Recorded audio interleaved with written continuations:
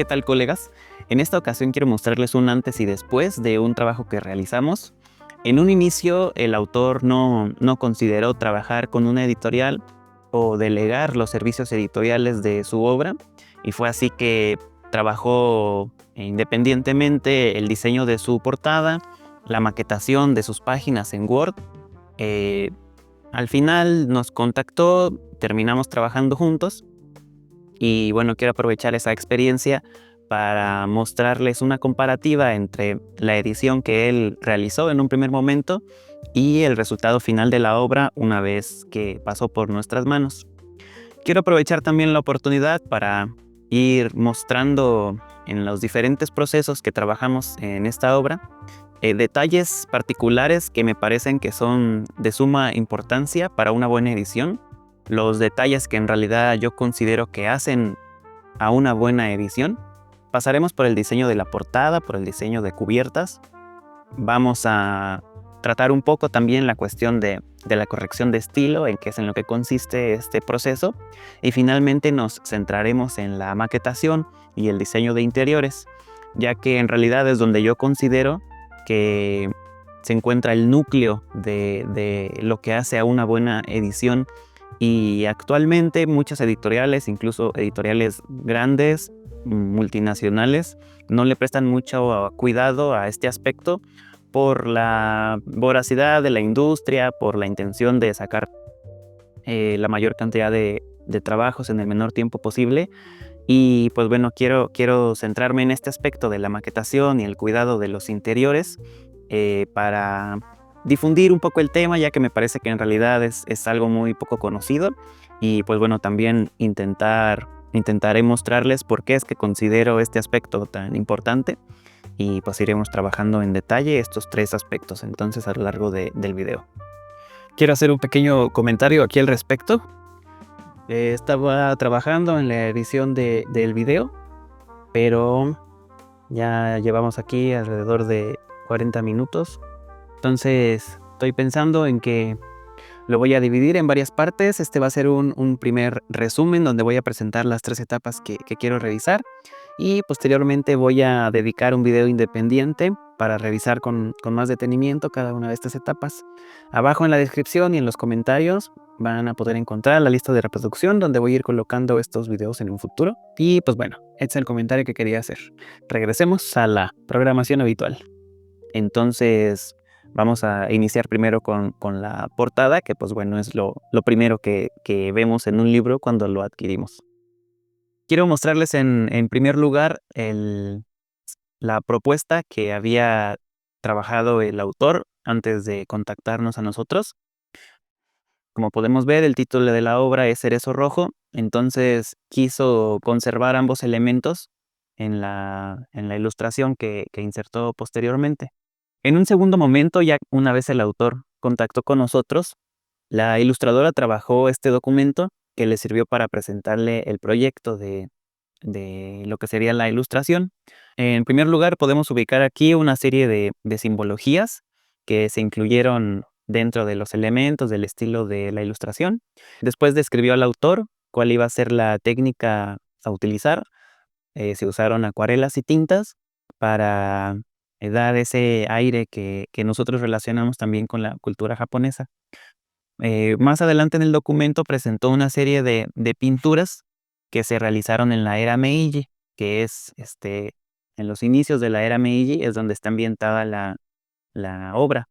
Finalmente, este fue el primer boceto que se trabajó para presentarle al autor pues cómo iban a estar dispuestos los diferentes elementos en la ilustración. Este es un esquema de cómo la ilustración estaba considerando la disposición de los elementos de texto. Quiero mostrarles ahora la ilustración completa, cómo quedó. Esta es la ilustración sin los elementos de texto.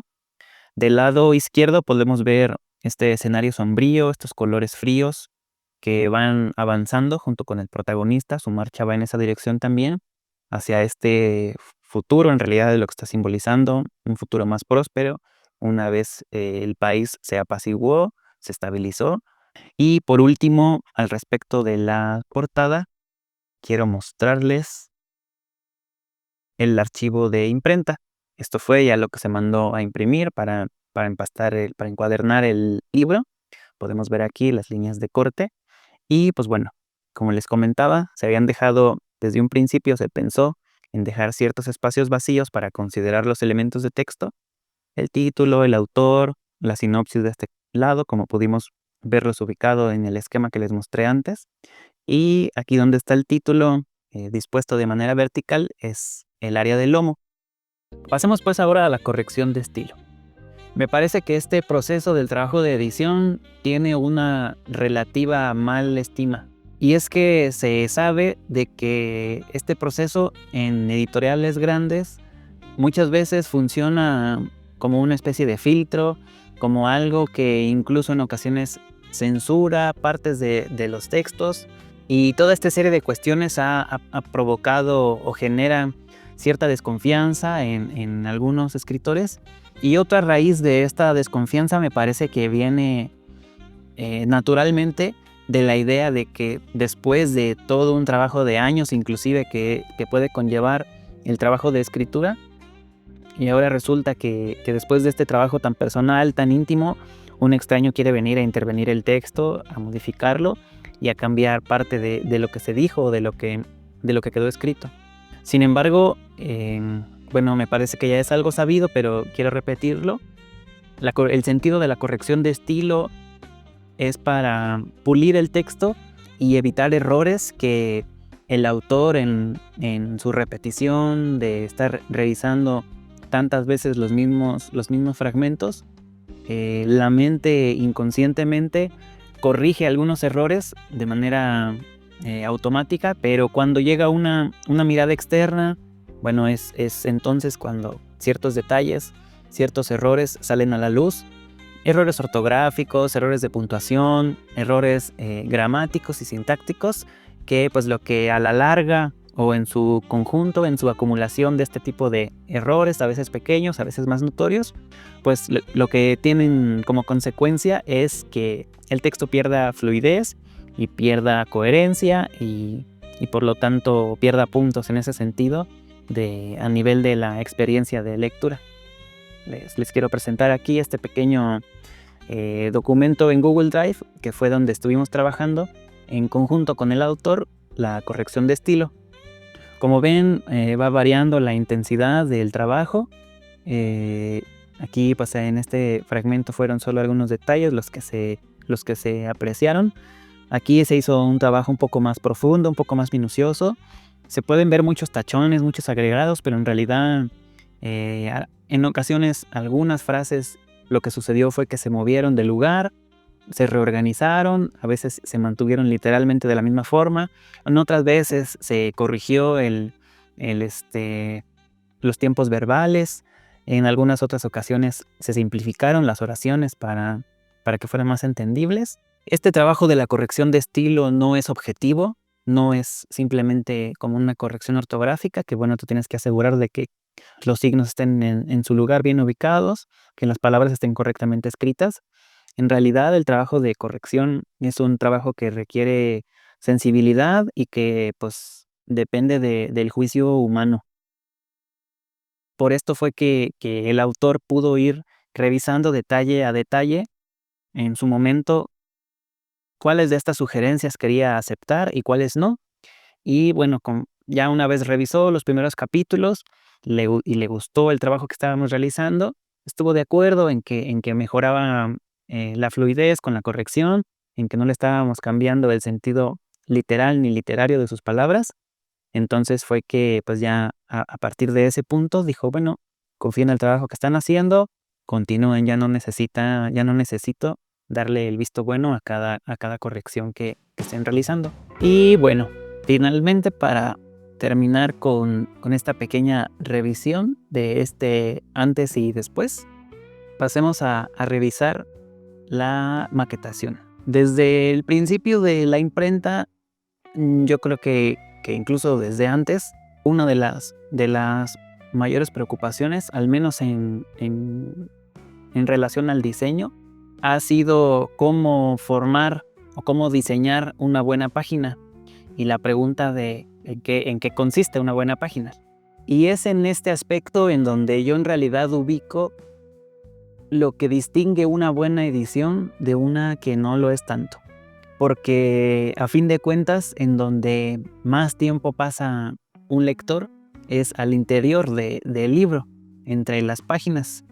Y mucho de la fluidez de la lectura sí depende de una buena escritura, claro que sí, en gran medida, pero en otro aspecto de un peso también de mucha importancia es en cómo está cuidado línea a línea la distribución del texto para que visualmente tenga un peso equilibrado y para que no te brinques por accidente, por ejemplo, líneas. Y aún así me parece que es un tema muy desconocido, del que se habla muy poco, que está muy poco difundido y que creo que muchas veces se pasa por alto, incluso en editoriales gigantes internacionales, justamente porque el lector desconoce el tema y pues yo creo que muchas veces incluso los mismos diseñadores no lo toman muy en cuenta. Además, claro, de esta carrera de la productividad y de pues terminar en cuanto antes el trabajo, mejor. Entonces me gustaría que regresemos aquí a la edición original de Cerezo Rojo para que podamos ir ubicando unos de estos detalles que nos sirvan ilustrativamente para ubicar cómo se forma una buena composición de una página y en qué consisten esos equilibrios de los que les hablo y estos distractores. Primero, yo no sé cómo se llame, pero tenemos este fragmento de aquí, miren. Y si ubican, aquí hay, al final de estas 3 palabras tienen unas letras similares. No son las mismas letras, este error es más notorio y produce más fácilmente esa confusión de las líneas, que por ejemplo termines esta línea y no te brinques a la segunda, sino a la tercera. Lo que puede provocar ese salto es este tipo de errores. ¿Cómo se puede proceder?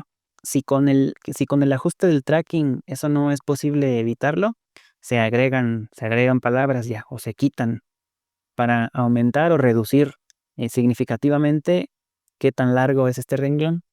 Entonces aquí, por ejemplo, nos tocaría hacer, esto ya no sería un trabajo de corrección de estilo, sino ya de corrección de la maquetación. Se podría poner, por ejemplo, en la cocina del hogar, ¿no? Entonces ya rompimos esa similitud entre las palabras. Si estos detalles se descuidan, si se pasan por alto, si el editor no tiene ningún cuidado, se van acumulando este tipo de errores y al final lo que producen es pues una lectura muy, muy tropezada. Y otro de los elementos fundamentales en realidad a la hora de la maquetación pues es ya directamente la elección de la tipografía.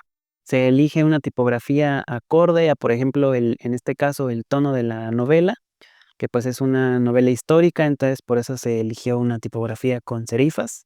Se decide también el ancho que tendrán los márgenes, pensando en que, pues bueno, no sea muy difícil abrir el libro para que sea legible el, el- el costado que esté pues pegado a esta parte del libro, ¿no?